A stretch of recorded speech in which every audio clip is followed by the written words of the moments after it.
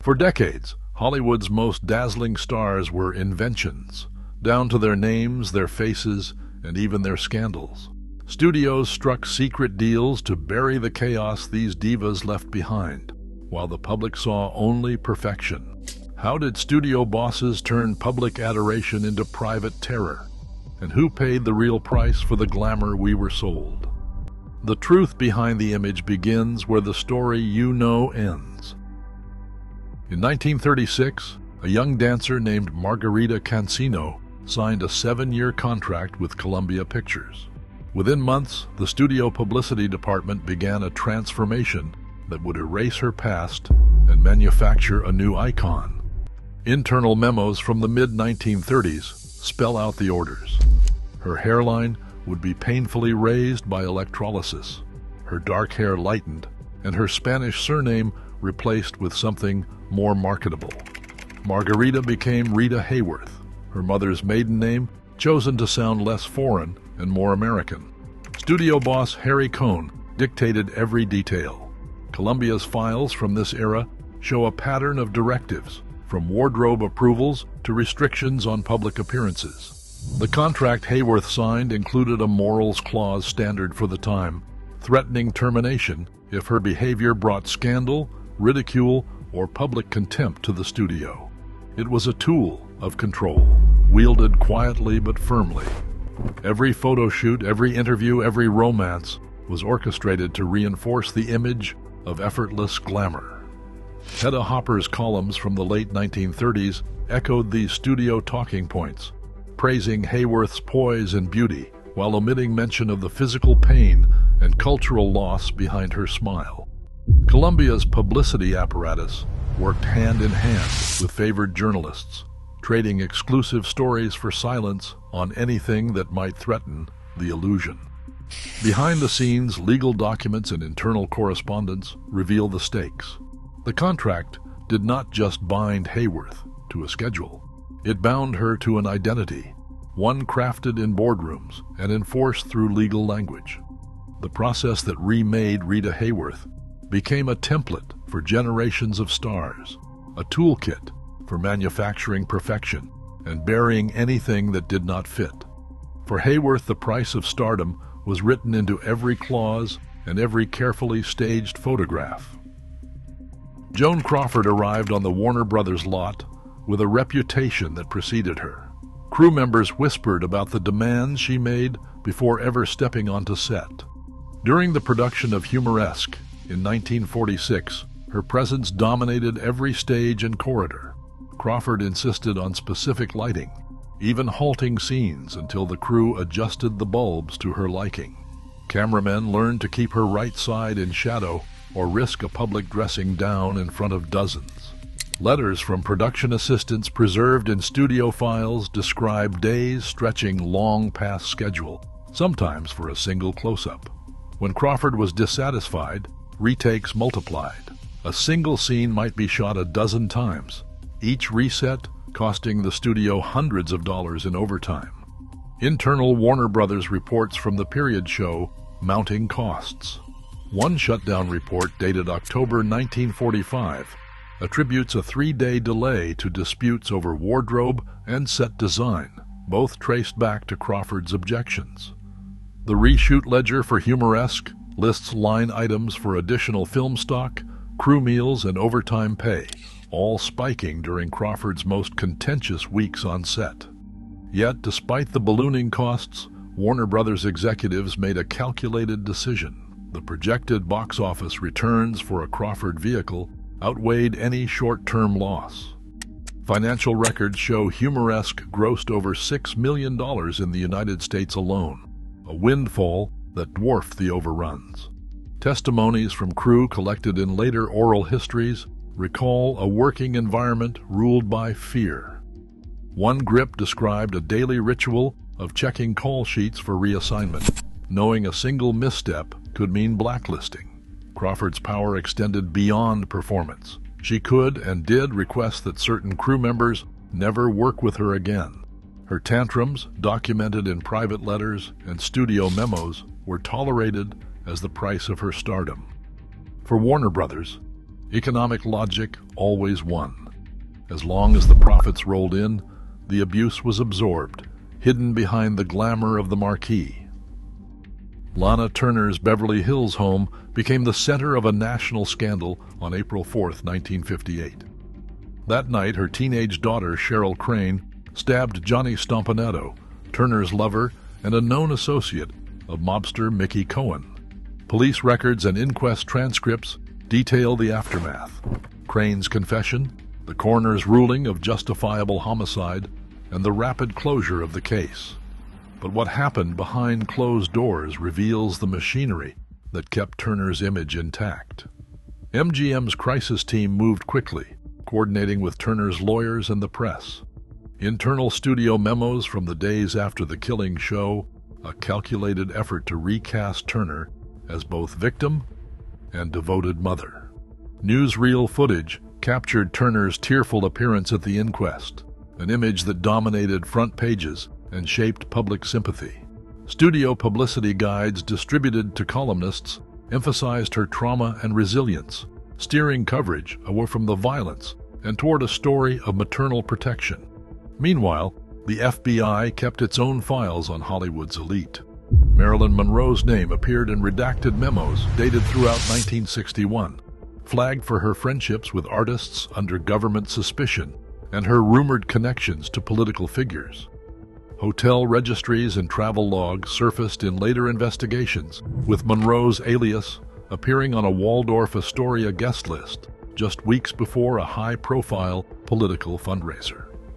The official record remains incomplete, but FBI surveillance summaries confirm that Monroe's movements and relationships were tracked, not just by gossip columnists, but by federal agents concerned about national security and blackmail.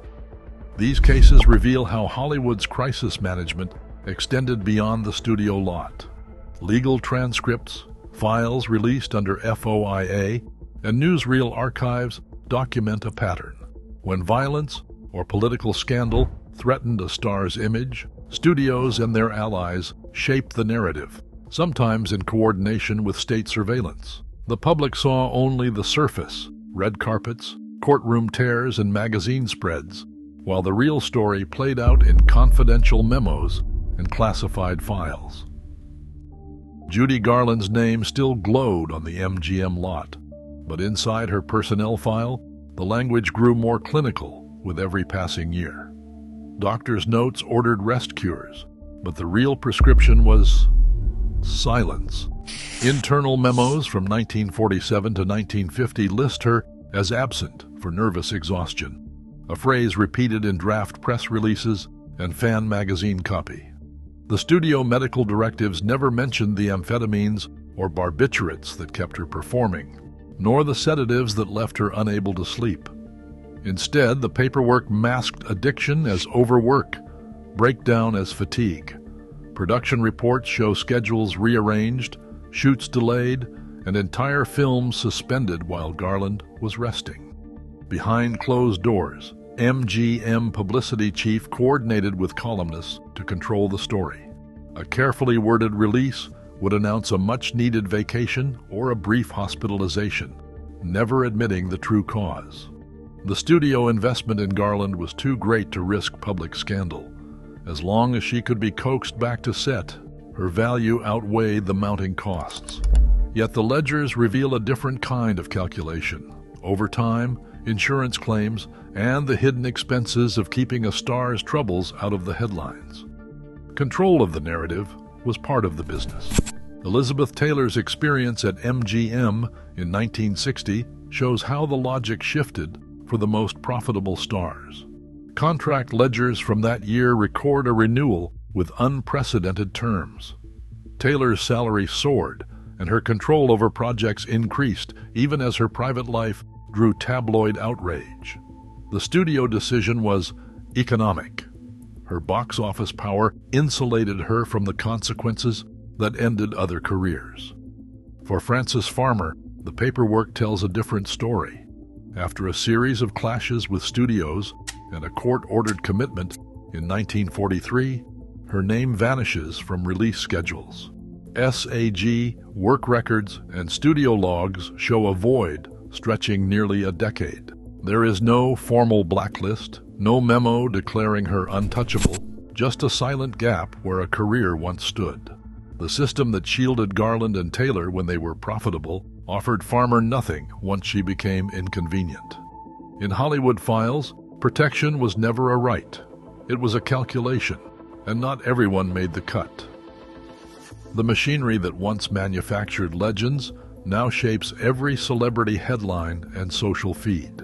Image control still trumps uncomfortable truth, and real lives remain collateral. Even as the spotlight widens, Hollywood's oldest secrets remind us that the price of fame is rarely paid by those who profit most. Share your thoughts below. I have lived more than most men, and I am tired, so tired. These were the last words of a 36-year-old man, but he sounded like he was 100.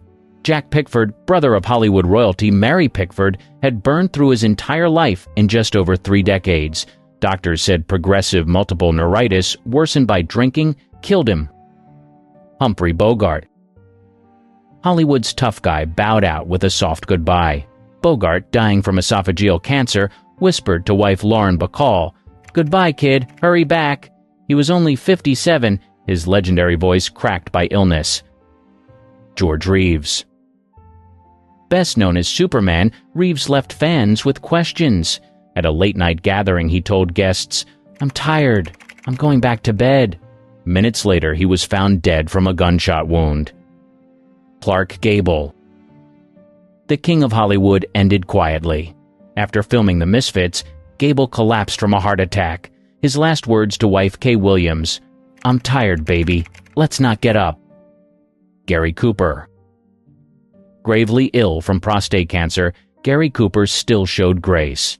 Speaking to his priest, he replied with calm acceptance, "I'm glad to hear you say that, Father." The Oscar-winning star of High Noon was only 60, remembered for playing strong men who stood tall, even as his body failed.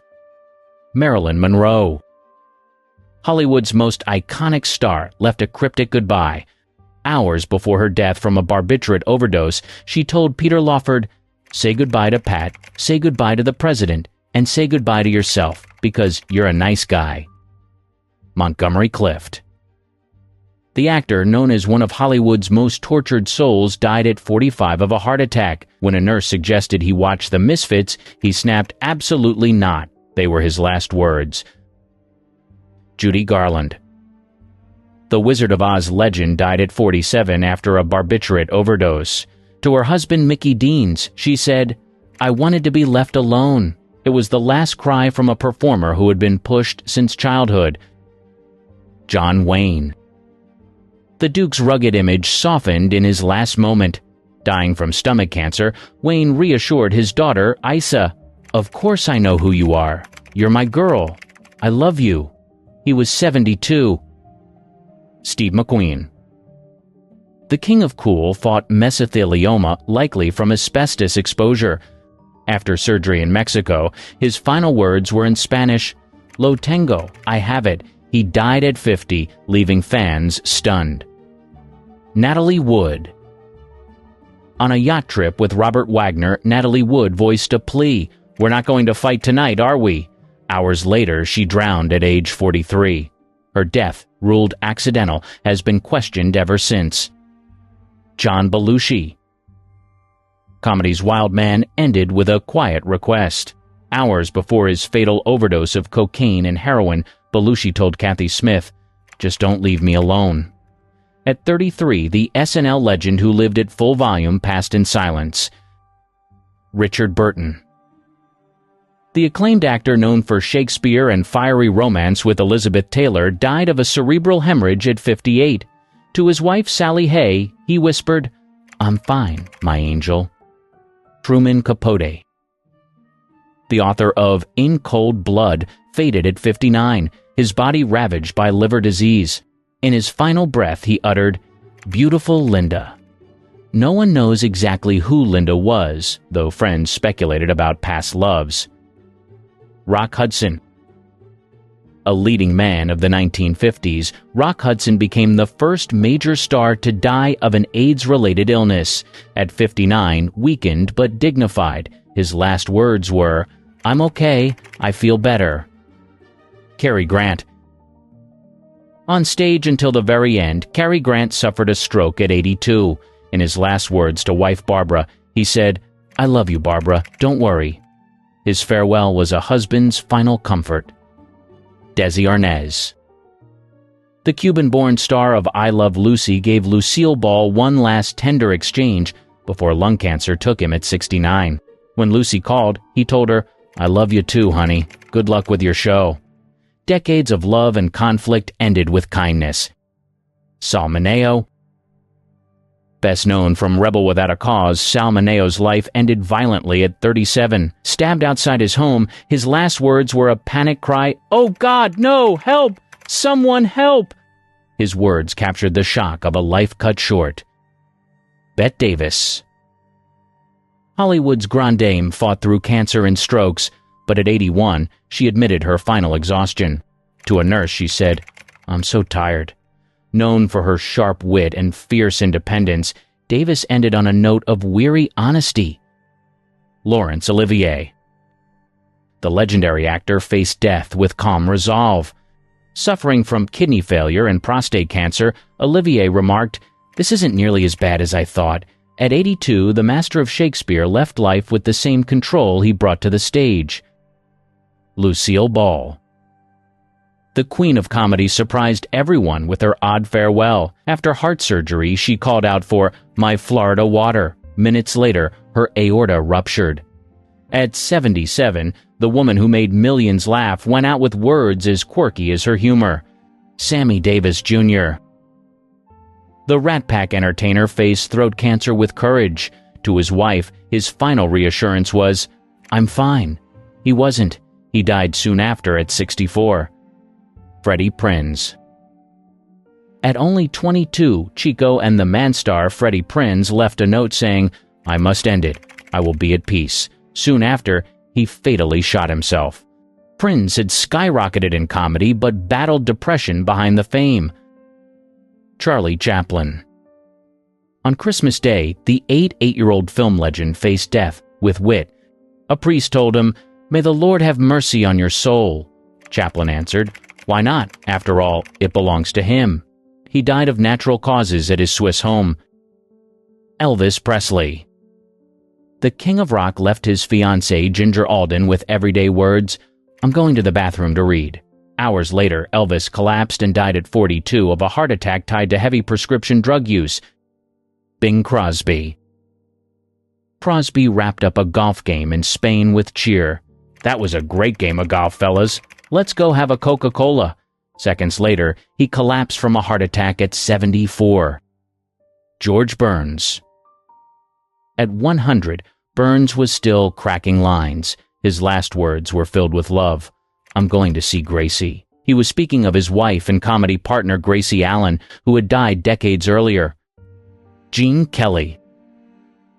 The Singin' in the Rain star, weakened by strokes, summed up his life with pride. "I never want to be anyone else." At 83, Gene Kelly held no regrets. He had changed musicals forever with athletic dancing and charisma. James Stewart. At 89, the It's a Wonderful Life actor whispered to his family, "I'm going to be with Gloria now." He was referring to his late wife, who had died 3 years earlier. Stewart soon passed from a heart attack caused by a pulmonary embolism. George C. Scott. The Oscar-winning star of Patton died at 71 from a ruptured aortic aneurysm. His final words, "I'm so tired." Known for his temper, intensity, and booming screen presence, Scott ended quietly, stripped of the fire that had defined him. Roddy McDowall. The Planet of the Apes actor left life with kindness. Battling lung cancer, he assured a friend at his bedside, "I'm all right, darling." He died at 70. Known for warmth and loyalty, McDowell's words showed his instinct to comfort others even as he slipped away. Frank Sinatra. Old Blue Eyes died the way he lived, blunt and unfiltered. During a fatal heart attack at 82, Sinatra admitted, I'm losing it. Those 3 words became his last line. The man who sang My Way left without illusions, closing out one of the most legendary lives in show business history. Phil Hartman. The SNL comedian left his wife a casual note before bed, "I'll be back, Phil. Love you." Hours later, he was fatally shot in a murder, suicide. At 49, Hartman's final words were tender, never knowing they would be his last. Joe DiMaggio. The Yankee Clipper, 84, died of natural causes, but not before saying, "I'll finally get to see Marilyn." He had remained devoted to Marilyn Monroe decades after their short marriage, even sending flowers to her grave. Walter Matthau. The comic great died at 79 of a heart attack. His final words were repeated 3 times. "I knew it, I knew it, I knew it."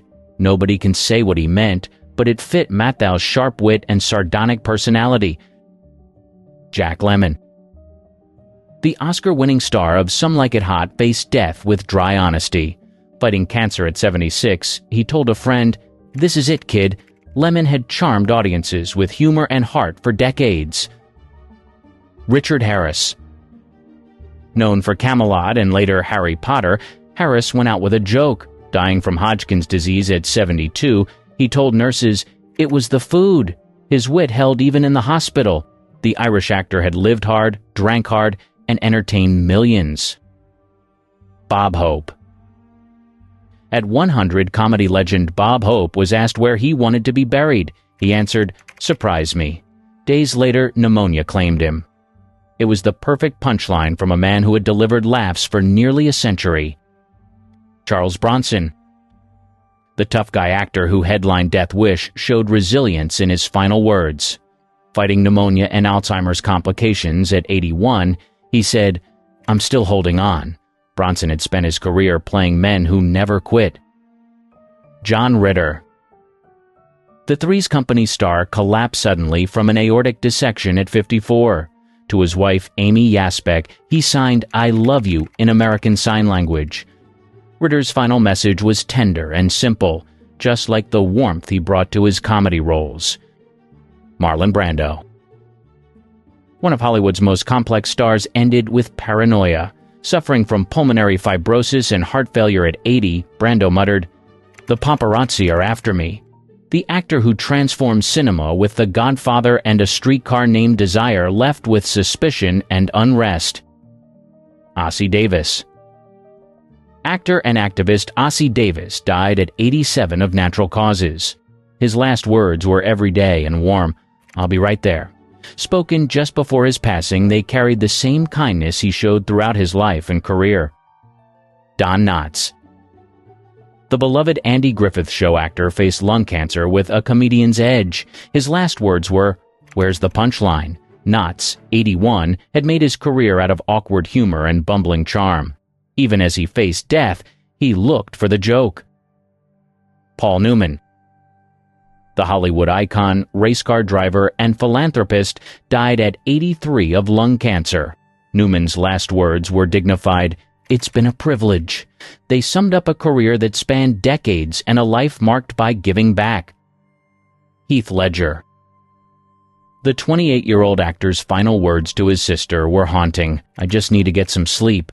Hours later, he died from an accidental overdose of prescription drugs. Ledger had just finished his Oscar-winning role as the Joker in The Dark Knight. Harvey Korman. The comic actor from The Carol Burnett Show faced complications from an aneurysm at 81. His last request was lighthearted, "Tape Seinfeld for me." Even as his health failed, he was thinking of television comedy. Patrick McGoohan. The star of The Prisoner and Braveheart left life with a knowing remark. Dying of natural causes at 80, he said, "I knew it." Those 3 words fit an actor known for mystery and intelligence. Farrah Fawcett. The Charlie's Angels icon passed from cancer at 62. In her last moment, she said one word, Redmond. It was the name of her son, Redmond O'Neill, who had struggled with addiction and legal trouble. Michael Jackson. In his doctor's care, Jackson asked for more of the anesthetic propofol by calling it milk. His last words were, "More milk." Hours later, the king of pop died at 50 from overdose. Patrick Swayze. The Dirty Dancing star battled pancreatic cancer with courage. At 57, his last words to his wife, Lisa Nemi, were simple: "I love you." He had been married for 34 years, a rare Hollywood love story. Brittany Murphy. The 32-year-old actress collapsed at home and told her mother, "Mom, I'm dying. I love you." Hours later, she was gone from pneumonia complicated by anemia and drug factors. Her final words carried shock, fear, and love all at once. Tony Curtis. The Some Like It Hot star was 85 when he suffered a fatal heart attack. His last words were plain, "I don't feel so good." Curtis had lived through wild Hollywood decades, a string of marriages, and health battles. Leslie Nielsen.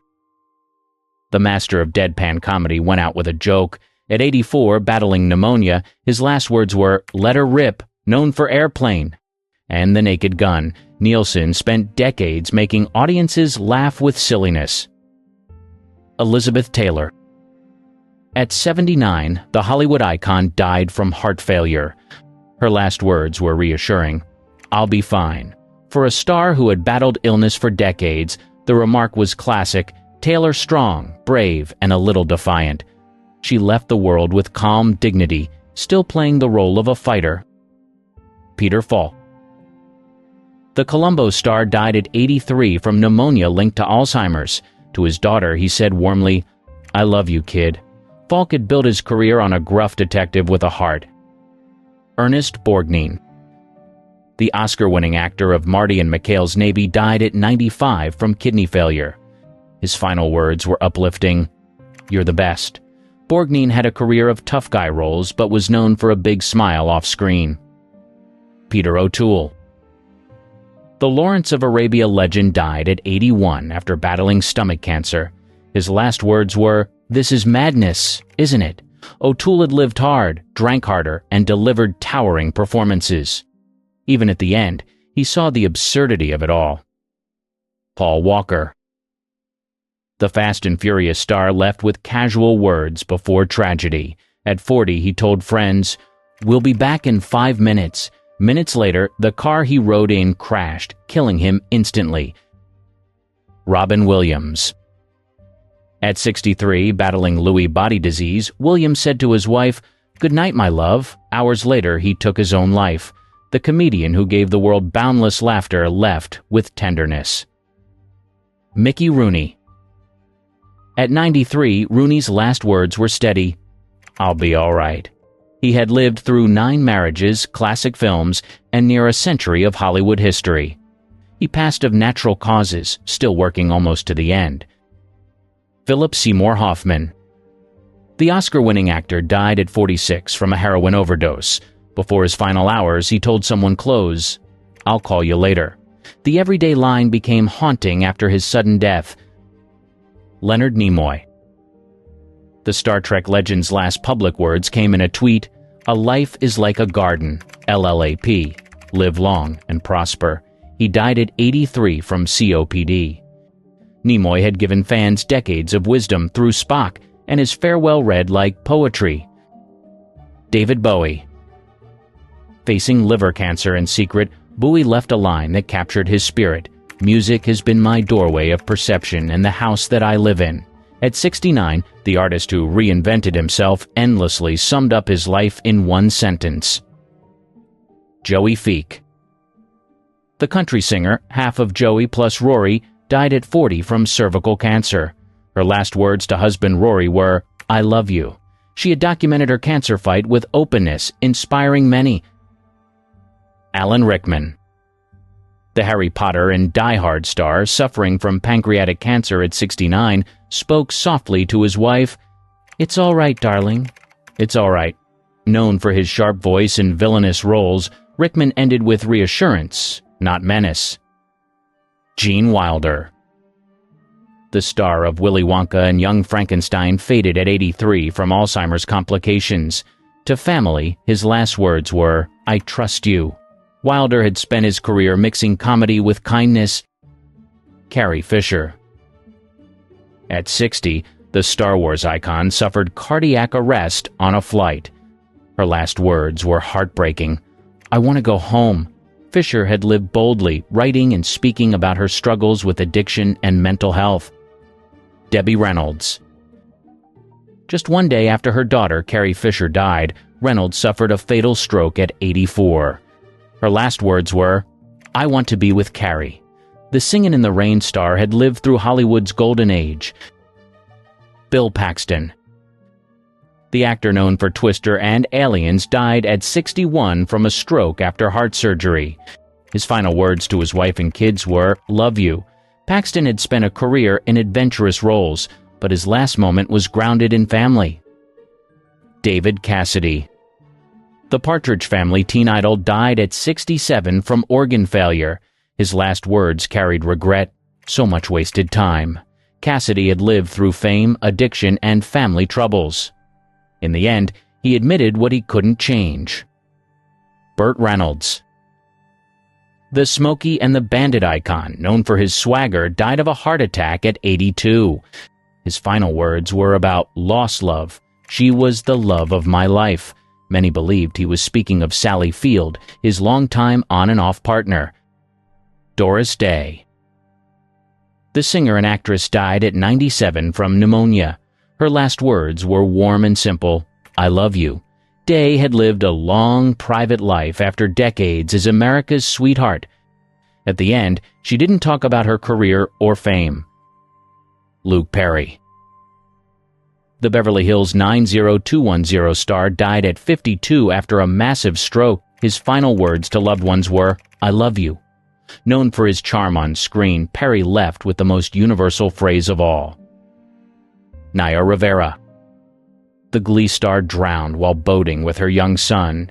As the boat drifted, she cried out, "Help!" She had managed to save her son before disappearing underwater. Rivera died at 33, her last word reflecting a mother's instinct to protect. Kirk Douglas. The Hollywood legend lived to 103. His last words to son Michael were tender. "I love you too."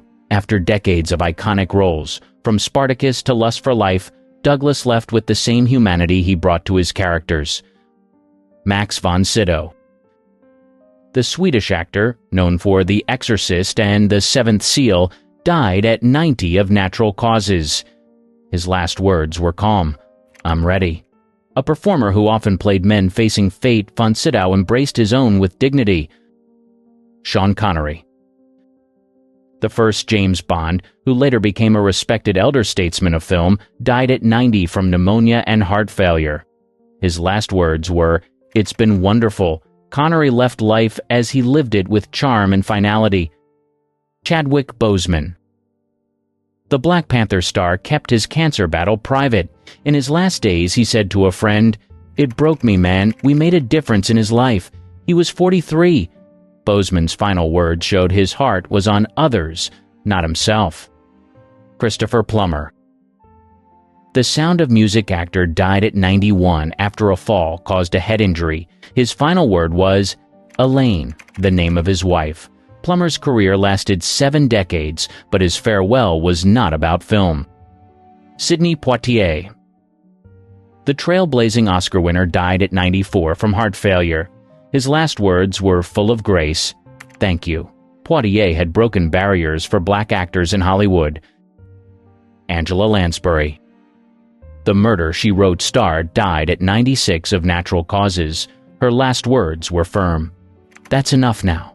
Known for a long and varied career, Lansbury closed life on her own terms. Her farewell carried finality and control, much like the commanding women she often played. Olivia Newton-John. The Grease star battled breast cancer for decades. In her final moment, she whispered to daughter Chloe, "My sunshine." She died at 73, remembered for her bright smile and voice. Betty White. Just weeks before her 100th birthday, Betty White died from a stroke. Her last word was Alan, the name of her late husband, Alan Ludden. The beloved star of Golden Girls had never stopped speaking of him. Angus Cloud. The Euphoria star died at 25 from a drug overdose. His last words to his mother were, "I love you, Mama." The rising actor had struggled after his father's death. His farewell was raw, heartfelt, and devastatingly young. Matthew Perry. The Friends actor was 54 when he died from ketamine overdose with drowning. His last known words were dark, "Shoot me up with a big one." Perry had been open about his struggles with addiction. His farewell was painful, showing how relapse haunted him to the end. Some of the old-time Hollywood celebrities were into stuff you wouldn't believe, from having weird obsessions with scat It is Austin. to something as bizarre as an irrational fear for the color purple. There is no denying the fact that most of what you're about to be exposed to make absolutely no sense. Charles Laughton's weird diet. In his memoir, Full Service, My Adventures in Hollywood and the Sex Lives of the Stars, Scotty Bowers claims to have either slept with or arranged sexual liaisons for hundreds of the best-known celebrities during Hollywood's golden age. One of the most shocking stories involves British actor Charles Laughton. But that's not all. According to Bowers, Laughton once asked him to bring over a young male guest while his wife was out. When Bowers and the young man arrived, Laughton began making a sandwich. He carefully sliced up lettuce and tomatoes, arranged them on sourdough bread, added a bit of lemon juice, and sprinkled some salt and pepper. This is where it gets interesting. After a few minutes of prep work, Laughton took the bread slices in one hand, picked up a pot with the other, and asked the young man to follow him into the bathroom. But what happened next will shock you. Here's what Bowers describes. Charles was the first to return. He put the plate with the bread slices on the kitchen table. I could see that the lettuce and tomatoes had been lightly smeared with a light brown substance. Seconds later, Ted appeared in the kitchen. His erection was gone, and he was looking decidedly sheepish, perhaps even a trifle embarrassed. I stared at him curiously, and he pulled a face, hoping that Charles wouldn't notice. He pointed at the bread slices on the plate and then lightly patted his backside. And then, believe it or not, Laughton ate the sandwich. Ronald Reagan's obsession with young virgins. Ronald Reagan is often remembered more for his political career than his time in Hollywood, but back in the 1940s and 50s he was one of Tinseltown's leading men. But that's not all. One of the most cringe-inducing rumors about Reagan's Hollywood days comes from his co-star in the 1950 drama Louisa, Piper Laurie. She claims that the future GOP icon took her virginity when he was 39 years old, and she was just 18. But what happened next will shock you. In her memoir, Laurie writes that Reagan first seduced her on the set of their film Louisa, where he played her father. At first, Reagan seemed like a true gentleman. He even asked Laurie's mother for permission to take her on a date. Sounds charming, right? But instead of the glamorous evening Laurie had imagined, Reagan took both her and her mother to his house, where he cooked hamburger steak and salad. This is where it gets interesting. After dinner, things took a strange turn. Reagan led Laurie back to the bedroom.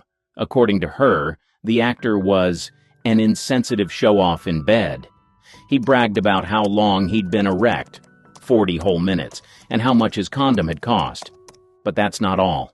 Laurie also recounts that Reagan was far from a considerate lover. Not only did he fail to pleasure her, but when she mentioned her lack of an orgasm, his response was harsh and critical. According to her, he said, "There's something wrong with you that you should fix." Howard Hughes's extreme obsession with hygiene. Howard Hughes, the brilliant yet enigmatic tycoon, had a mind that worked in extraordinary ways. His achievements in aviation, film, and business were nothing short of legendary. But alongside his brilliance, there was a peculiar and relentless obsession that dominated his life: cleanliness. Imagine a man so consumed by the fear of germs that he would lock himself away in dark rooms for days, sometimes even weeks. Hughes turned his lavish homes into fortresses of solitude, meticulously sealed to keep out any potential contamination. The windows were often covered, creating a gloomy, almost eerie atmosphere, as if he were living in a perpetual twilight. Hughes's hand-washing routine was nothing short of ritualistic. Picture this: He would wash his hands repeatedly, scrubbing them until they were raw and sometimes even bleeding. It wasn't just a quick rinse, it was a painstaking process, as if he were trying to scrub away invisible threats. His fear of germs was so intense that he believed even the slightest contact could lead to illness or infection. But Hughes's obsession didn't stop at hand washing. He went to extraordinary lengths to avoid human contact altogether. For instance, if he had to meet someone, he would often communicate through notes or intercom systems, avoiding face-to-face interactions. He would use tissues to touch objects and had a meticulous system for handling everyday items to ensure they remained uncontaminated. Hughes's peculiarities extended to his instructions to staff and associates. He once demanded that all canned food be meticulously washed and scrubbed before opening. Imagine the bewilderment of his staff as they followed these bizarre instructions, knowing that any deviation could trigger one of Hughes's infamous outbursts. Even when he was flying, Hughes couldn't escape his fears. His custom-built planes were designed with his germophobia in mind. He often flew alone or with minimal crew, ensuring that the aircraft remained as sterile as possible. The irony of an aviation pioneer afraid of the very air he conquered is striking, isn't it? Hughes's obsession with cleanliness and germs was a constant battle in his mind. Despite his towering intellect and achievements, he was trapped by his own fears. This relentless battle between his rational, inventive side and his irrational, obsessive side created a fascinating yet tragic figure. The man who soared to great heights in both the literal and metaphorical sense was, in many ways, grounded by his own mind. Mae West's astrology obsession.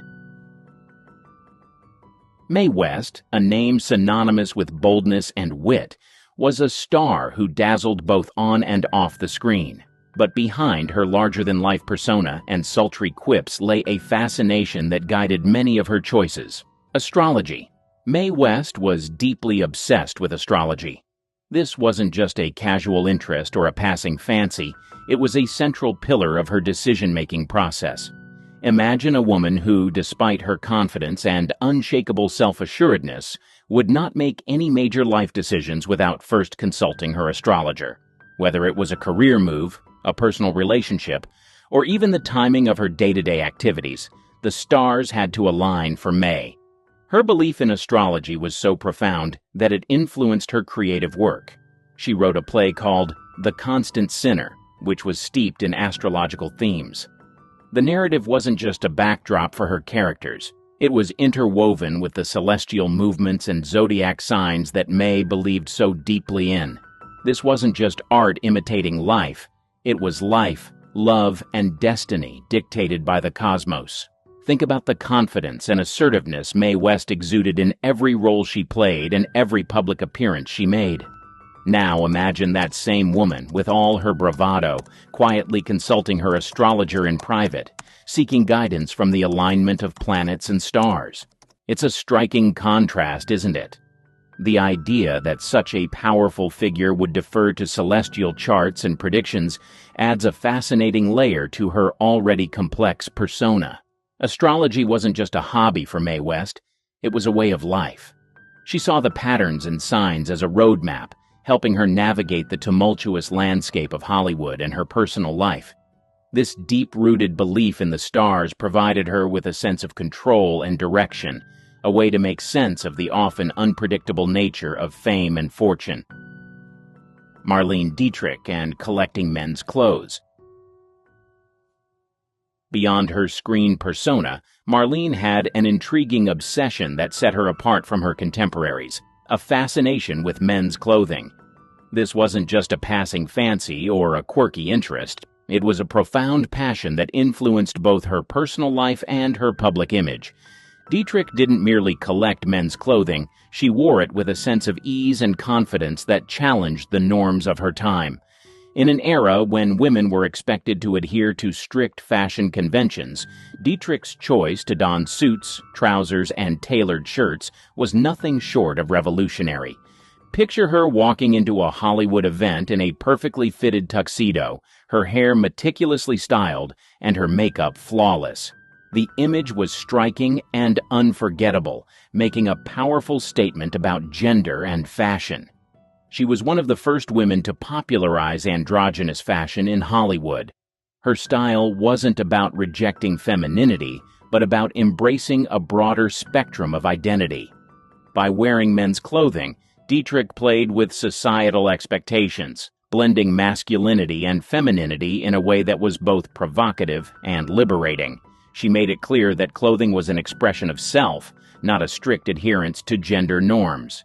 Dietrich's fascination with men's clothing went beyond the surface. She appreciated the craftsmanship, the structure, and the way these garments allowed her to move and present herself.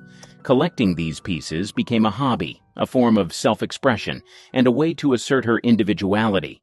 Imagine her private wardrobe, filled with an array of perfectly tailored suits, each piece carefully chosen and cherished. Her influence extended far beyond her personal collection. Dietrich's androgynous style inspired countless designers and fashion enthusiasts, paving the way for future generations to explore and embrace non-traditional fashion choices. She wasn't just a style icon. She was a pioneer who challenged the fashion industry's rigid boundaries. Peter Sellers' obsession against the color purple.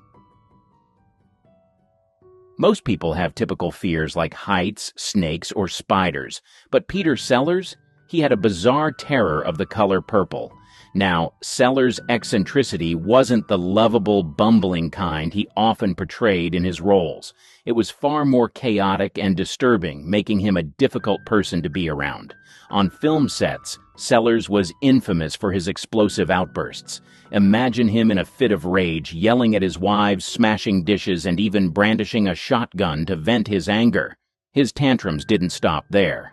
He clashed with directors and producers, despite their higher status, and would often get lower-level staff fired if they crossed him. His erratic behavior was compounded by his vague racism and intense superstitions. One superstition in particular involved the famed director Vittorio De Sica. While they were working on After the Fox, Sellers saw De Sica berate a script girl for wearing purple. The director ominously declared that purple was the color of death. This statement profoundly impacted Sellers, who became convinced that the color purple could kill. From then on, Sellers' fear of purple dominated his actions. Any time he encountered the color, he'd fly into a panic, throwing tantrums and insisting it be removed. This irrational fear added yet another layer of unpredictability to an already volatile personality, making life around him a constant challenge. Charlie Chaplin's obsession with younger women. Charlie Chaplin, the legendary actor, filmmaker, and comedian, known for his iconic character, the Little Tramp, also had a much darker side to his personal life. Beyond the silver screen, Chaplin's relationships were the subject of much controversy, largely due to his well-known obsession with very young women. This fixation shaped his personal and professional life in ways that continue to spark debate. Chaplin's first marriage was to Mildred Harris in 1918, when he was 29 and she was just 16. Their relationship began when Harris was only 15, highlighting the significant age difference and Chaplin's preference for much younger partners. The marriage was short-lived, lasting only 2 years, but it set a precedent for Chaplin's future romantic endeavors. Following his divorce from Harris, Chaplin embarked on a series of relationships with teenage girls. His second marriage was to Lita Gray, who was 16 when they started their relationship and 18 when they married in 1924. Chaplin was 35 at the time. Their union was fraught with difficulties from the start. Gray's youth and inexperience clashed with Chaplin's controlling nature, leading to a tumultuous relationship that ended in a highly publicized and acrimonious divorce. The divorce proceedings revealed many sordid details about Chaplin's behavior, further cementing his controversial reputation. Despite the scandal, Chaplin continued to pursue young women. His third marriage was to Paulette Goddard, a rising star in Hollywood, who was 21 when they met, and Chaplin was 47. Though their marriage was kept relatively private and the age gap was not as stark as in his previous relationships, the pattern of significant age differences persisted. Chaplin's fourth and final marriage was to Una O'Neill, the daughter of playwright Eugene O'Neill. Una was just 18 when she married Chaplin, who was 54 at the time. This marriage, despite the age gap, proved to be the most stable and enduring of Chaplin's life. They remained together until Chaplin's death in 1977, and they had 8 children. Una's unwavering support and devotion seemed to bring Chaplin a semblance of the stability that had eluded him in his previous relationships. His preference for young women was not limited to his marriages. He was known to have numerous relationships with teenage girls throughout his life, often starting when the girls were still minors. This behavior, while not uncommon in the early 20th century, drew significant criticism and legal challenges. In one notable case, Chaplin faced a paternity suit from actress Joan Barry, who was 23 years younger than him. The case, which included allegations of coercion and manipulation, was widely covered by the media and further tarnished Chaplin's public image. The controversy surrounding Chaplin's relationships with young women has led to a complex legacy. On one hand, he is celebrated as a genius of early cinema, whose contributions to film and comedy are unparalleled. On the other hand, his personal life raises uncomfortable questions about the dynamics of power and exploitation. Chaplin's behavior reflects the broader societal attitudes of his time, where older men often pursued younger women, sometimes with dire consequences. Gloria Swanson's obsession with health and fasting. Gloria Swanson, one of Hollywood's most glamorous and enduring stars, was not only known for her striking beauty and acting prowess, but also for her intense dedication to health foods and fasting. Decades before the wellness industry became mainstream, Swanson was a pioneer in the realm of health and nutrition, turning her lifestyle into a fervent obsession that shaped her daily routines and public persona. Swanson's journey into the world of health foods and fasting began at a time when processed foods were becoming increasingly popular in America. Rejecting this trend, she delved into natural and organic eating habits, believing that what she consumed had a direct impact on her overall well-being and longevity. Her approach to diet was meticulous and uncompromising. She scrutinized every ingredient, ensuring that her meals were not only nutritious but also free from any artificial additives or preservatives. Her commitment to healthy foods extended beyond just eating organic produce. Swanson embraced a diet rich in raw vegetables, fruits, nuts, and seeds, long before such dietary choices became fashionable. She was particularly fond of juicing, often preparing fresh vegetable and fruit juices to maintain her energy and vitality. This dedication to a clean diet was not merely a fad for Swanson. It was a deeply ingrained lifestyle choice that she believed was essential for sustaining her health and beauty. In addition to her strict dietary habits, Swanson was a firm believer in the benefits of fasting. She would often embark on long fasts, abstaining from food for extended periods to cleanse her body and mind. These fasts were not just about physical health. Swanson saw them as a way to achieve mental clarity and spiritual renewal. Her fasting routines were rigorous, sometimes lasting several days, during which she would consume only water or freshly squeezed juices. This practice was unconventional and even controversial at the time, but Swanson was unwavering in her belief in its benefits. Swanson's obsession with health foods and fasting was also evident in her social interactions and public appearances.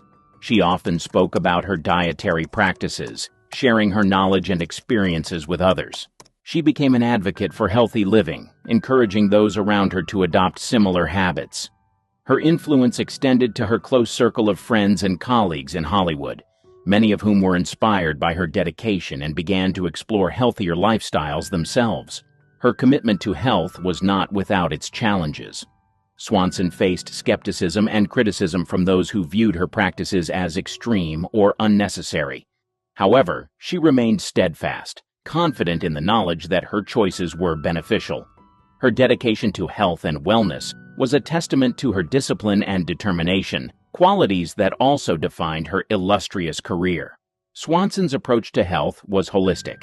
She believed in the interconnectedness of physical, mental, and emotional well-being. This belief guided her lifestyle choices, from her diet and fasting routines to her emphasis on regular exercise and stress management. She practiced yoga and meditation long before these practices became popular in the West, as part of her daily regimen to maintain balance and harmony in her life. Her obsession with health foods and fasting also influenced her work. Swanson often took on roles that reflected her personal beliefs, portraying characters who embodied strength, resilience, and a sense of well-being. Her off-screen persona, as a health-conscious and disciplined individual, became an integral part of her public image, distinguishing her from many of her contemporaries. Natalie Wood, The Drowning. November 29, 1981. The body of Natalie Wood was pulled from the waters off Catalina Island. She was found wearing a red down jacket, a flannel nightgown, and socks, an unusual outfit for someone who had supposedly gone for a late-night boat ride. The official cause of death: accidental drowning. But nothing about the scene made sense. The autopsy revealed fresh bruises on her arms, wrists, and legs, signs she had either fallen, been restrained, or struggled before entering the water. The report noted a small scrape on her left cheek and superficial injuries on her body, though none were classified as defensive wounds. Alcohol and painkillers were in her system, but not at overdose levels. The coroner initially ruled that she had likely slipped, fallen overboard, and drowned. Case closed. Except there were glaring inconsistencies. For one, Robert Wagner, her husband, waited hours before alerting authorities. Official reports say she had been missing since around midnight, yet the Coast Guard wasn't called until 1:30 a.m. The only other people on board Splendor that night: Christopher Walken and the boat's captain, Dennis Davern. Walken never publicly spoke about what happened. Davern, on the other hand, later admitted they had all been drinking heavily and that an argument had erupted before Wood somehow ended up in the water. Witnesses on nearby boats reported hearing a woman screaming for help that night, but no distress calls were made from Splendor. Wagner later admitted in his memoir that he and Wood had been fighting, but denied any involvement in her death. Yet, when Davern changed his story years later, claiming Wagner was responsible, the case was reopened in 2011. The cause of death was amended to drowning and other undetermined factors, citing the unexplained bruises and new witness statements. Wagner was eventually named a person of interest, but with no concrete evidence, no charges were filed. The mystery remains unresolved. How did Natalie Wood end up in the water, and why did it take so long to ask the right questions? Judy Garland, The Final Autopsy. Judy Garland's death certificate listed accidental barbiturate overdose. But the real horror wasn't just how she died, it was what led to it. When she was found in her London home on June 22, 1969, the scene was eerily calm. No distress, no final note, just the quiet end of a woman who had spent her life running on empty. The autopsy told the full story. Garland weighed only 90 pounds. Her body showed signs of severe malnutrition. Her liver was deteriorating, and her stomach was completely empty, meaning she hadn't eaten for some time before her death. The official cause, an accidental overdose of Seconal, a barbiturate she had relied on for years. Unlike Marilyn Monroe's case, there was no question of foul play, no suspicious bruises, no missing toxicology reports, just a tragic but predictable outcome. She had been prescribed barbiturates for decades, first by MGM studio doctors to keep her performing, then by personal physicians who likely meant well but contributed to her growing dependence. This wasn't a sudden overdose. It was a slow, decades-long breakdown. The same Hollywood machine that made her a star had systematically worn her down. Studio execs had put her on diet pills at 16, forced her through grueling filming schedules with uppers to keep her awake and downers to put her to sleep, and by the time she was an adult, her body no longer functioned without them. In the last years of her life, she was physically and financially exhausted. She had lost her home, struggled through multiple marriages, and relied on live performances just to survive. A 1968 interview showed her hands trembling as she tried to explain why she kept going. "I have to work. It's the only thing I know." The coroner ruled her death accidental, but that word barely scratches the surface. Judy Garland was worked to death before she ever stopped breathing. Bob Crane, the bludgeoning. The charismatic star of Hogan's Heroes, Bob Crane, was found brutally murdered in his Scottsdale, Arizona apartment on June 29, 1978. His death certificate listed the cause in stark clinical terms: homicide by blunt instrument. That barely scratched the surface of what police walked into. The crime scene was grisly. Crane was discovered in his bed, his skull shattered by multiple blows to the head.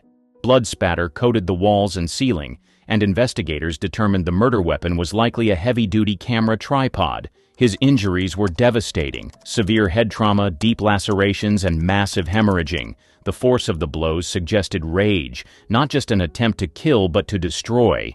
Then there was the electrical cord. It was wrapped around his neck, but there was no clear forensic evidence proving whether it was used to strangle him or simply placed there after death. The Scottsdale police were immediately suspicious. This wasn't a random attack, it was personal. Crane's complicated personal life only deepened the mystery. He had a well-documented habit of filming explicit tapes with various women, often alongside his closest friend, John Carpenter, not the director.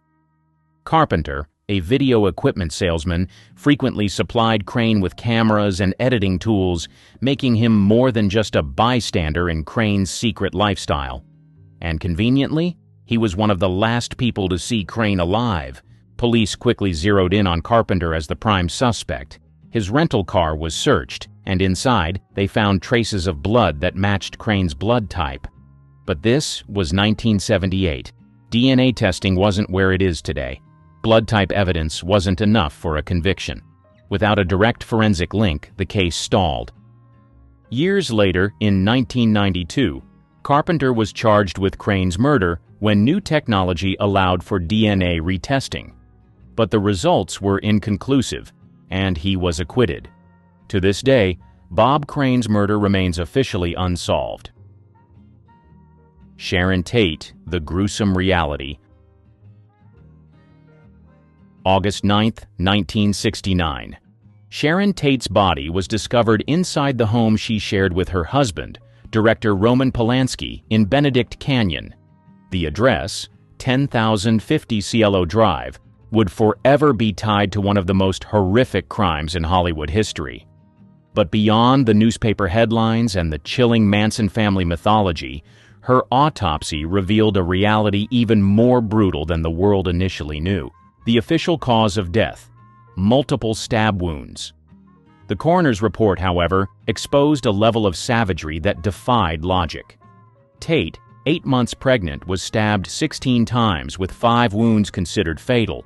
Despite her pregnancy, she showed clear signs of trying to defend herself.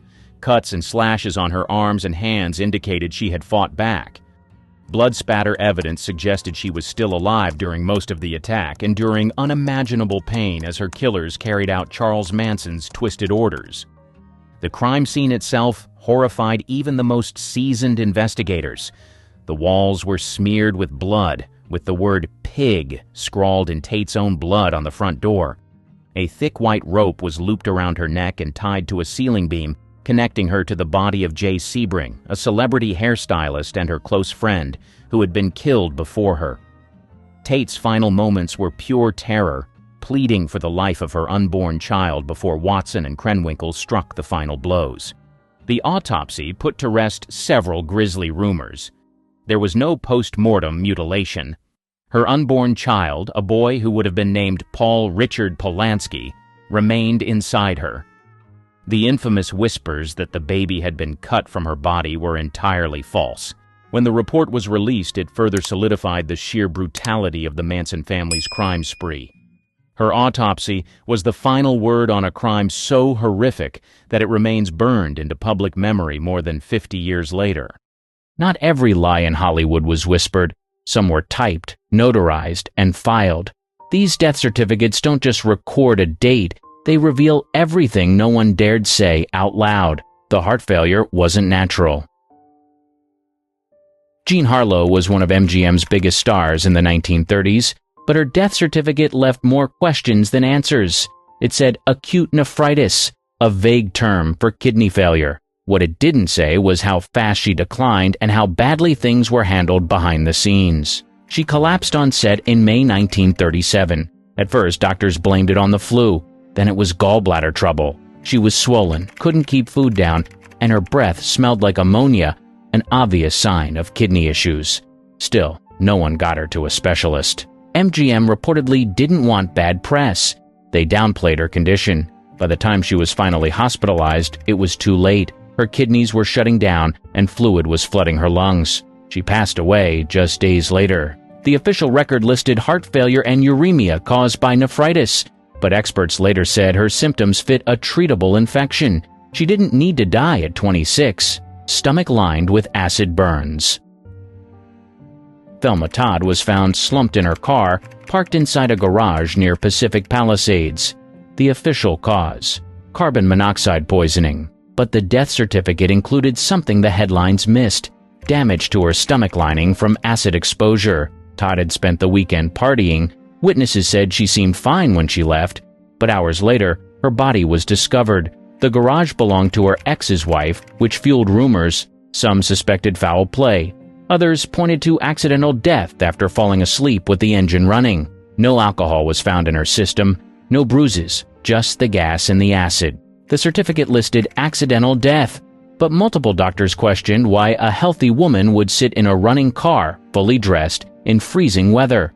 And where did the acid come from? Bruising hours before overdose. Carol Landis was found unresponsive in her Brentwood home. The cause on the certificate: overdose. But the full report noted something unusual: faint bruising on both wrists and upper arms. No one could explain it. She had just spent the evening with actor Rex Harrison, who was married at the time. Landis reportedly begged him not to leave her. After he went home, she wrote several notes, only one of which made it to police. The others disappeared. The official story said she took sleeping pills late that night, but her certificate recorded lividity and rigor that didn't match the timeline. Some believe Harrison waited hours before calling for help. The bruises weren't deep, but they were fresh. The coroner couldn't say if they were defensive or accidental. Either way, they weren't consistent with someone just lying down and going to sleep. Liver weighed almost double. Ernie Kovacs died in a car crash. He lost control of his Chevy Corvair in the rain and slammed into a utility pole. The crash was instant, but his death certificate included something unrelated to the accident. His liver was massively enlarged, nearly double the normal size. The report listed cirrhosis suspected, which suggested years of heavy alcohol use. Friends later admitted he drank daily, often on set, but no one had talked about long-term damage until that form came out. His widow, Edie Adams, insisted alcohol played no part in the crash.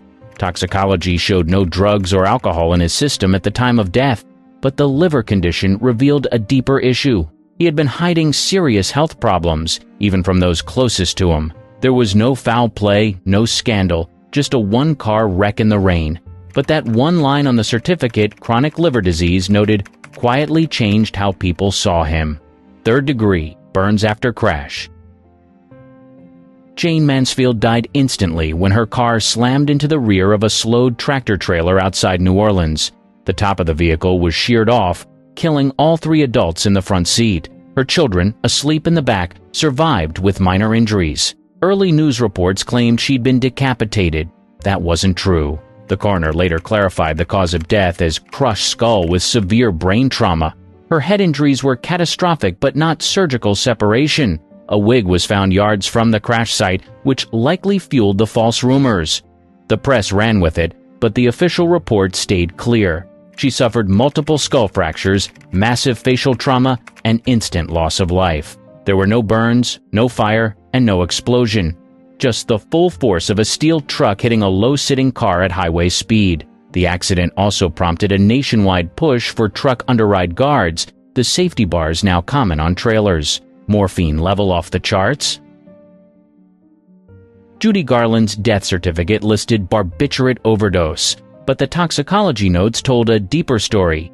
The morphine level in her blood was higher than the known fatal range. Her body had built such a high tolerance, it blurred the line between survival and collapse. She had a long history of pill use, first given stimulants as a teenager by the studio. Over time, she needed more to sleep, more to wake up, more to get through a day. Her house in London was quiet that morning when her husband found her. Too quiet. The coroner said the overdose wasn't deliberate. Her liver and kidneys were already struggling, and the medication just pushed them over the edge. The certificate noted chronic malnutrition and organ stress, not surprising for someone who had lived on pills and cigarettes for years. There were no signs of trauma or foul play, just a woman whose system couldn't take it anymore. She was 4'11", barely 90 pounds, and her organs were giving out. Overdose from potent heroin batch. Janis Joplin was found face down on the floor of her Los Angeles hotel room, a cigarette still in her hand. The death certificate confirmed the cause, heroin overdose, with alcohol playing a supporting role. She was just 27. Another addition to the now famous 27 Club. There was no note, no staged farewell. Her friends said she seemed upbeat the night before, but they also said the heroin in circulation that week was unusually potent. Several others in her circle overdosed around the same time. Her room showed no signs of struggle. An open pack of cigarettes, change on the nightstand, and a cap from a syringe. That's it. No one heard a thing. By the time she was found, it was too late. Toxicology confirmed the drugs in her system were strong enough to stop her heart in minutes. Her liver and heart showed signs of long-term stress, likely from constant use and alcohol. There were rumors, theories, and fan speculation, but the paperwork was simple and final. Joplin didn't plan it. She didn't see it coming. The dose was just too much, and no one was there to catch it in time. Fatal brain swelling from painkiller. Bruce Lee collapsed suddenly while at a colleague's apartment in Hong Kong. The official cause of death, listed on his certificate, was cerebral edema, severe brain swelling. What triggered it was a common prescription drug, Equagesic, a mix of aspirin and a tranquilizer. Just 2 months earlier, Lee had collapsed in a recording studio. Doctors said it was likely heat stroke or a bad reaction to pain meds. He recovered fast, but on the day he died, he complained of a headache and took a single Equagesic tablet. He never woke up. The coroner found no alcohol or recreational drugs in his system, but the reaction to the medication was so extreme, it caused the brain to swell rapidly. His earlier episode should have been a warning. Instead, it was dismissed. Heart was nearly double-sized. Elvis Presley's death certificate said he died of a heart attack. What the final medical examiner's notes revealed was more severe. His heart weighed over 500 grams. That's nearly twice the normal size. Found face down in the bathroom at Graceland, Elvis had been battling multiple health issues. The certificate pointed to cardiac arrhythmia, but the details added up to something bigger. His body showed signs of chronic constipation, liver damage, and nerve issues. The heart enlargement stood out. It was proof his system had been under pressure for years. Toxicology found 14 different substances in his blood, all prescriptions, some meant for sleep, others for digestion or pain. He wasn't over the limit on any single drug, but together they overwhelmed him. The heart simply couldn't keep up. The report also noted excessive fluid in his lungs and swelling in his colon, symptoms missed during routine checkups. He hadn't looked well in years, but few knew how far gone he was. Brain shrinking from alcohol use. Truman Capote's death certificate listed liver disease as the primary cause, but the final report also noted brain atrophy. His brain had started shrinking. That detail never made the headlines, but it explained everything. Capote had long battled addiction. Alcohol and pills were his daily routine in his final years. His speech had become slurred, his memory unreliable. By the time of his death, friends barely recognized him. He died in a guest bedroom at a friend's house in Los Angeles. The death certificate cited liver failure complicated by phlebitis and multiple drug intoxication. But the coroner included a quiet note, signs of central nervous system decline consistent with long-term substance use. In plain terms, his brain was deteriorating. There was no single overdose, no drama, just a body shutting down piece by piece. The shrinking brain explained his erratic behavior, confusion, and emotional swings. It was the kind of detail most people miss, but it said everything about what those last years were really like. Blunt trauma before drowning. Carol Wayne was best known for her bubbly roles on late-night television. She vanished during a trip to Mexico. Days later, her body was found face down in shallow water. The death certificate said probable drowning, but the autopsy listed something else: blunt trauma to the head and abdomen. She had been vacationing with a man she'd argued with earlier that week. According to him, she went for a walk alone and never came back. But the coroner noted bruises inconsistent with a fall or accidental slip. No alcohol or drugs were found in her system. The Mexican authorities closed the case quickly. No foul play was listed, no follow-up was done. The report left open the possibility of an accident, but the injuries raised doubts. Her passport, jewelry, and luggage were all still in the hotel. The certificate didn't tell the full story, but it showed more than what the press reported at the time. Survived, but not really. Dominique Dunne was in a coma for 5 days. That part's rarely mentioned. The coroner's report confirmed she had brain activity at first. Machines kept her breathing while her family waited. Her certificate lists the final cause, traumatic asphyxia, but the timeline made it more tragic. She had been attacked in her driveway by her ex-boyfriend. Neighbors heard her scream. By the time paramedics arrived, she had lost consciousness. But she didn't die on the spot. She lingered, and the hospital documented it: all seizures, swelling, brain hemorrhage. Her injuries were brutal. The autopsy noted fractures around the neck and deep bruising. But the certificate emphasized something else: respiratory arrest due to external pressure. Clinical, but clear. Her family eventually removed life support. That's when the certificate was finalized. The delay made headlines, but the official record captured the quiet suffering in between. Unusual toxicology. No clear answers. David Carradine was found in a Bangkok hotel closet, partially suspended by cords. The death certificate listed asphyxiation. The circumstances were unusual, and the official investigation left more questions than clarity. There were no signs of forced entry, no alcohol or illegal drugs in his system. Thai authorities ruled it an accident. The exact mechanism wasn't publicly detailed, and no charges were filed. Some reports suggested the manner of death was self-inflicted, but the family disputed those claims. The LAPD opened a review at the family's request, though they had no authority abroad. Carradine's family ordered a private autopsy in the U.S., but the results were never released in full. There were rumors about chemical traces and missed forensic details, but no confirmed evidence was made public. Carradine had a long acting career and was in Bangkok filming a new movie. He'd last been seen the night before at dinner with producers. Lethal mix of prescribed sedatives. Heath Ledger was found face down in bed at his New York apartment. The death certificate listed acute intoxication from a mix of prescription medications.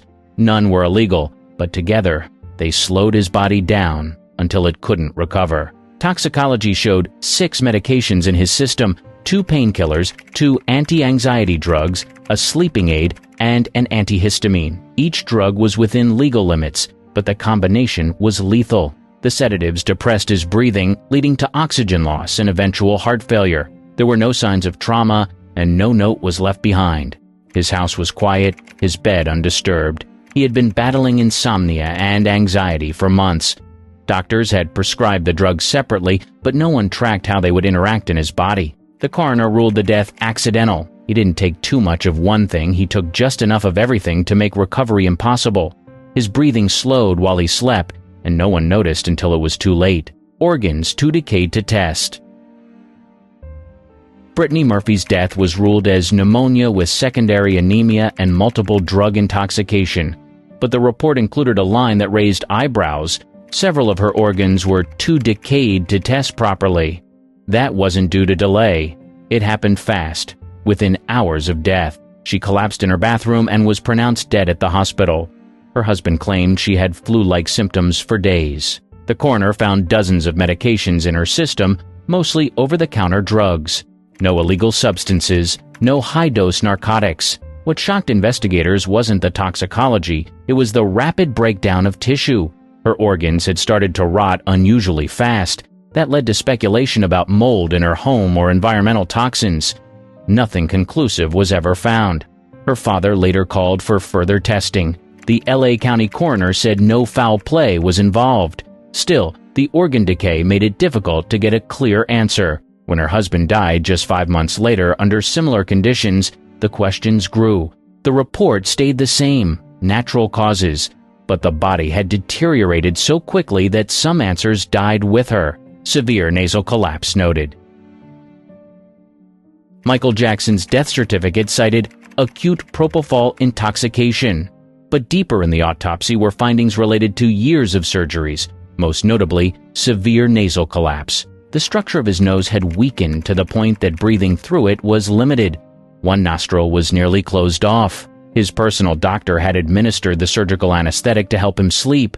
Combined with other sedatives, it stopped his breathing. But the report also included physical signs of long-term strain, scarring from multiple operations, adhesive residue from prosthetic support, and thinning cartilage. These weren't the cause of death, but they helped explain his overall condition. His lungs were inflamed, his skin showed signs of vitiligo, and his weight had dropped below 140 pounds. The nasal collapse was one of many stress points his body had endured quietly for years. Jackson's team tried to control the narrative, but the certificate listed not only the overdose, but also contributing conditions: chronic insomnia, multiple medical dependencies, and respiratory restriction from past surgeries. Prescription bottles with labels removed. Whitney Houston was found unresponsive in a Beverly Hilton bathtub. Her death certificate listed drowning, with heart disease and drug use as contributing factors. But the investigators' notes included a strange detail. Several pill bottles in her room had missing or scratched off labels. The coroner found a mix of prescription medications, anxiety pills, muscle relaxers, and antihistamines. None were in illegal quantities. But the altered bottle suggested someone didn't want the exact sources identified. That part was never explained. Toxicology showed she had used cocaine recently, but the levels weren't considered fatal. What likely happened was a sudden cardiac event, followed by unconsciousness and slipping beneath the water. The bathwater was shallow, but she never came up. Her body also had minor abrasions on her forehead, nose, and upper lip. The report said they may have come from contact with the tub during the fall. The combination of prescription drugs and a weakened heart proved too much, but the missing labels added a layer of mystery. Advanced decay hours after death. Philip Seymour Hoffman was found in his New York apartment with a syringe still in his arm. The death certificate cited acute mixed drug intoxication. But the medical notes described something surprising. His body showed signs of advanced decomposition far earlier than expected. The coroner noted full postmortem lividity, body stiffness, and skin changes that usually take longer to appear. It suggested he had been gone for many hours before discovery, maybe even the entire night. Inside his apartment, police found nearly 70 bags of heroin, many unopened. Several prescription drugs were also on the scene. The combination had overwhelmed his nervous system quickly, but the state of his body hinted that no one had checked on him for some time. Friends thought he'd been clean. He had just finished rehab. The advanced decay made the timeline difficult to piece together. No one heard anything. No neighbors reported noise. The scene was silent and stayed that way for hours. Chest burns from emergency shocks. Carrie Fisher's death certificate listed sleep apnea and other undetermined factors. But the full report revealed burn marks across her chest, residue from emergency defibrillator paddles used mid-flight. Fisher had gone into cardiac arrest on a plane from London to Los Angeles. Passengers reported she stopped breathing just before landing. Paramedics rushed on board and began CPR immediately. The burns came from repeated shocks to restart her heart. They didn't work. Toxicology later found multiple substances in her system. The mix wasn't high enough to name a single cause. The coroner wrote that while drug use likely contributed, the exact trigger couldn't be confirmed. What stood out were the efforts to save her. The burns were deep enough to be noted in the report, showing how hard responders tried. She was on a ventilator for days before she passed. The official file didn't blame the substances alone. It pointed to long-standing health problems, sleep apnea, and a weakened heart. Stroke struck hours after collapse. Debbie Reynolds passed away just one day after her daughter, Carrie Fisher. Her death certificate listed intracerebral hemorrhage, a massive stroke caused by bleeding in the brain. It was sudden, and it hit hard. She collapsed at her son Todd's home while discussing funeral arrangements for Carrie. Paramedics arrived quickly, but her condition was already deteriorating. She was rushed to the hospital, where doctors couldn't reverse the damage. Though no autopsy was publicly released, it was confirmed that she had a history of high blood pressure, a major risk factor for strokes in older adults. She had no recent major illnesses, and her death caught many by surprise. Some sources mention possible complications during the collapse, including breathing difficulties. But the cause was clear: a catastrophic brain event brought on by long-term vascular strain and possibly worsened by the emotional stress of losing her daughter. The timing was heartbreaking.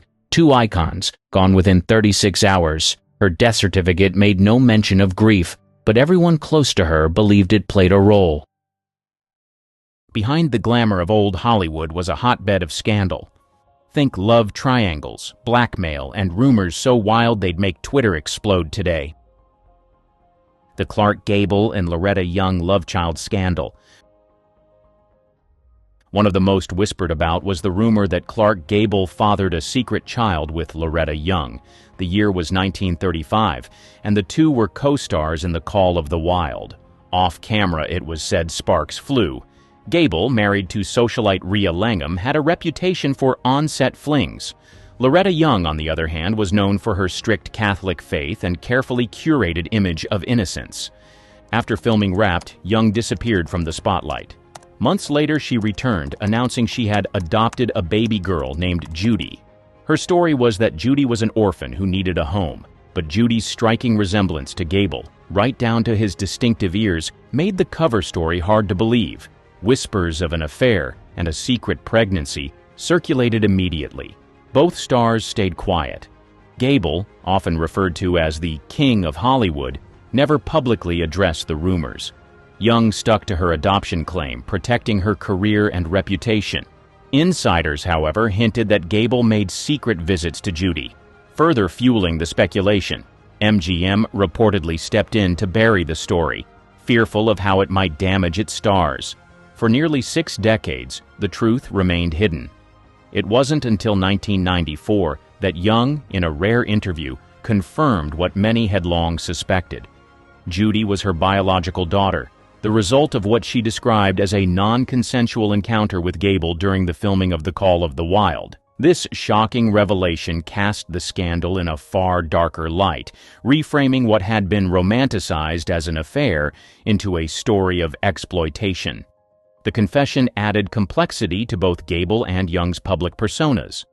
For Judy, it ended a lifetime of rumors, but also exposed the darker side of old Hollywood. Joan Crawford's alleged blue movies. Her career was the definition of Hollywood success, but behind her polished image, whispers of a scandal threatened to tarnish her legacy. By the 1930s, Crawford was one of MGM's brightest stars. However, rumors suggested her rise to fame had a darker backstory. The claims that before her Hollywood breakthrough, she'd appeared in adult films to make ends meet. These films, often called stag films, were part of an underground scene in the 1920s. Crawford, known then as Lucille LeSueur, was said to have participated in these productions during her early days as a struggling dancer. Fans found her swift transformation into a Hollywood star suspicious, speculating that someone powerful had helped her bury her past. Eddie Mannix, MGM's infamous fixer, was often linked to these rumors. Mannix was the studio's go-to guy for cleaning up messes and protecting its stars. Allegedly, he stepped in to handle the Crawford situation, tracking down and destroying any negatives of the supposed films. MGM was known for its obsession with controlling the public image of its stars, so the idea isn't far-fetched. Still, no concrete proof of Mannix's involvement, or the films themselves, has ever surfaced. Crawford, for her part, denied the allegations her entire life. She called the rumors malicious lies meant to drag her down. Decades later, her adopted daughter Christina reignited public interest in Crawford's private life with her controversial book Mommy Dearest. While the memoir didn't address the adult film rumors directly, its shocking portrayal of Crawford added fuel to the fire about her hidden past. Despite the intrigue, no evidence has ever confirmed the existence of these alleged films. Were they a smear tactic against a powerful woman in Hollywood, or was there some truth to the whispers? We may never know. But the rumors have ensured that Crawford's name remains as infamous as it is iconic, proving that Hollywood's obsession with scandal knows no bounds. Errol Flynn's espionage allegations. He was the ultimate Hollywood swashbuckler, famous for his charisma and swordplay. But during World War II, a darker story started to circulate. Flynn, the man behind Robin Hood's smile, was rumored to be a Nazi spy. As wild as it sounded, the FBI took these whispers seriously and kept an active file on him. The allegations weren't baseless. Flynn had a close friendship with Hermann Urban, an Austrian doctor with confirmed Nazi ties. The two shared a love of travel, but Urban's documented connections to German intelligence raised alarms. Flynn's frequent trips to Europe during the war didn't help his case. Add to that his Austrian roots and his perceived indifference to the Allied cause, and the rumors began to stick. The conspiracy gained momentum in 1980, thanks to Charles Hyam's book Errol Flynn, The Untold Story. Hyam painted Flynn as a double agent, claiming the actor passed information to the Nazis while maintaining his Hollywood image. The book alleged Flynn's charm and international lifestyle made him the perfect spy. It also accused Flynn of using his Hollywood clout to help Urban and other Nazi sympathizers. But Hyam's claims were heavily criticized. Historians and Flynn supporters argued the evidence was flimsy and speculative. The FBI's files, while extensive, lacked any smoking gun. Flynn's defenders labeled Hyam's book a hit piece, accusing the author of exaggerating for shock value. Many believe the rumors were fueled by Flynn's reckless lifestyle rather than actual treachery. Despite the pushback, the damage was done. The mere suggestion of espionage left a stain on Flynn's legacy. Even today, the idea of Hollywood's most dashing hero harboring Nazi sympathies remains a tantalizing what if. So what's the truth? Was Flynn just an adventure junkie with bad judgment in friends, or did his charm mask something far more sinister? The lack of definitive evidence keeps the mystery alive, leaving fans and critics to debate whether Flynn's greatest act was on-screen or off. Marilyn Monroe's mysterious diaries. Her death in 1962 left behind more questions than answers. One of the most persistent rumors revolves around her alleged secret diaries. These journals supposedly contained shocking details about her relationships with John F. Kennedy and his brother Robert. For decades, these rumored diaries have fueled conspiracy theories and added to the intrigue surrounding Monroe's life and death. Monroe was known for keeping journals. She used them to write poetry, reflect on her life, and document personal experiences. Biographer Anthony Summers, in his book Goddess: The Secret Lives of Marilyn Monroe, suggested she recorded sensitive details from conversations with the Kennedys. Allegedly, some entries included political secrets and information that could have made her a liability. The circumstances of Monroe's death have only added to the speculation. Found lifeless in her Brentwood home, she was officially ruled a victim of a barbiturate overdose. However, the involvement of the FBI and LAPD in the investigation raised eyebrows. Rumors claim Monroe's house was searched extensively, and anything incriminating, like the alleged diaries, was quietly removed. Some close to Monroe, including her friends, insisted they had seen her write about her encounters with powerful men, adding fuel to the fire. Despite decades of speculation, no one has ever found these diaries. Some believe they were destroyed to protect the reputations of high-profile figures. Others argue the diaries never existed, suggesting they were invented by the media to sensationalize her tragic story. The lack of evidence hasn't stopped books, documentaries, and theorists from speculating about what they might have contained. Charles Chaplin's paternity battle. Charles Chaplin may have revolutionized film, but his personal life was often front-page news. By the 1940s, Chaplin was already a magnet for controversy, and the 1943 paternity suit filed by Joan Barry added fuel to the fire. Barry, a 22-year-old aspiring actress, claimed Chaplin was the father of her daughter, Carol Ann. The case quickly became a media frenzy, overshadowing Chaplin's cinematic brilliance. Barry's relationship with Chaplin had ended before her pregnancy, and he firmly denied fathering her child. He pointed to Barry's erratic behavior, stalking him, breaking into his home, as evidence of her instability. Still, her claims gained momentum, and the case went to court.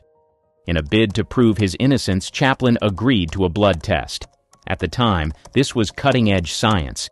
The results were clear. Chaplin was not the biological father, but there was a catch. Under California law, blood tests were inadmissible in paternity cases. The jury ruled against Chaplin, ordering him to pay child support. The verdict caused public outrage, with many questioning the fairness of the decision. The scandal didn't stop in the courtroom.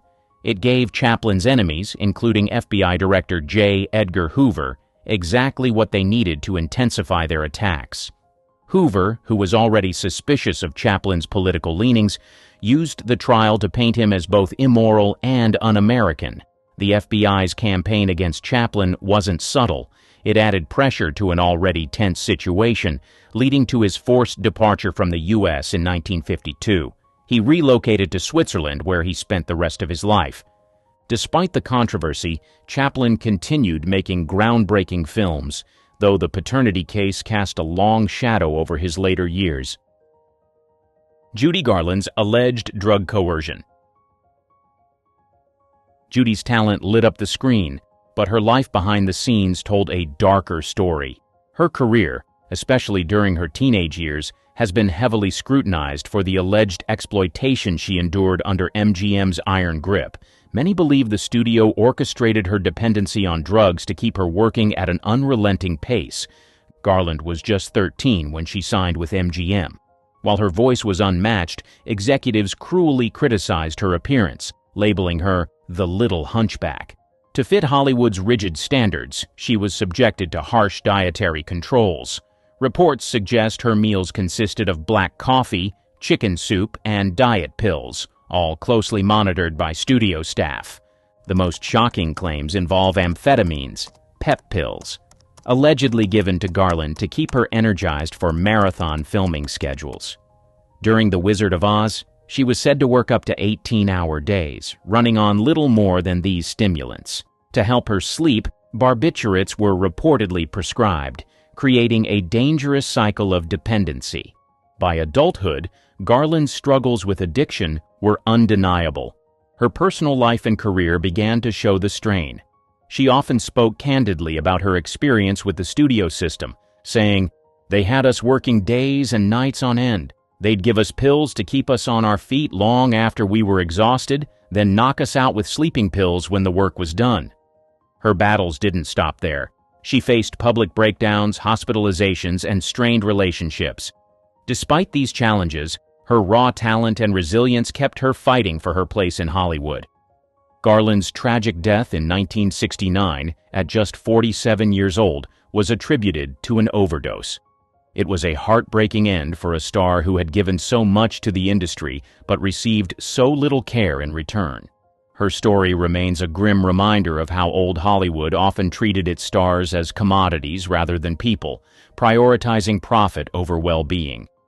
Judy Garland will always be remembered for her brilliance, but her struggles highlight the darker side of fame in the industry's golden era.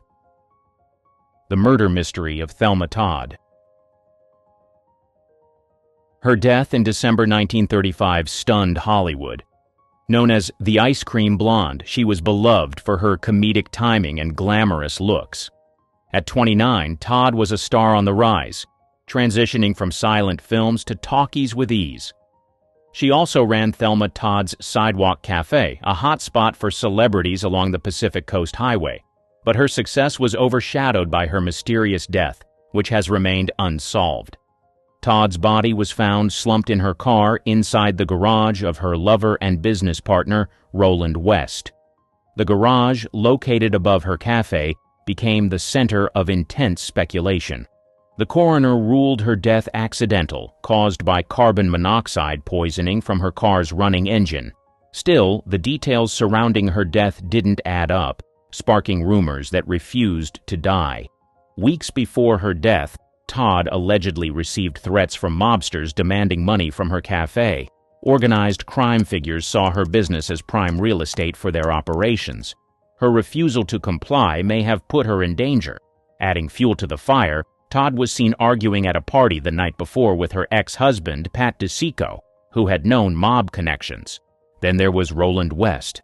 West's controlling behavior and rocky relationship with Todd made him another prime suspect in the public's eyes. Some believed West locked her in the garage after an argument, not realizing the car was still running. West's shifting accounts of that night only deepened the suspicion. The coroner's report didn't help matters. It mentioned minor bruises on Todd's face and body, leading to speculation about a possible struggle. Yet there were no clear signs of foul play, leaving investigators without solid evidence. Despite the public outcry, the case was closed as an accidental death. Thelma Todd's story is still a favorite among true crime buffs. Was it a tragic accident? A mob hit? A lover's quarrel gone horribly wrong? The truth remains elusive, ensuring her death remains one of Hollywood's most talked-about mysteries. Rock Hudson's hidden truth. He had it all: looks, charm, and a career most actors could only dream of. He became Hollywood's go-to leading man in the 1950s, starring in romantic hits that solidified his image as the ultimate symbol of masculinity. Fans loved him, studios relied on him, and his name alone could sell out theaters. But behind the perfectly polished exterior was a secret that Hollywood worked overtime to keep hidden. Rumors about Hudson's sexuality began circulating early in his career. Back then, even a hint of being gay could end a star's career. Hudson's agent, Henry Wilson, was infamous for covering up scandals and managing his clients' images with ruthless efficiency.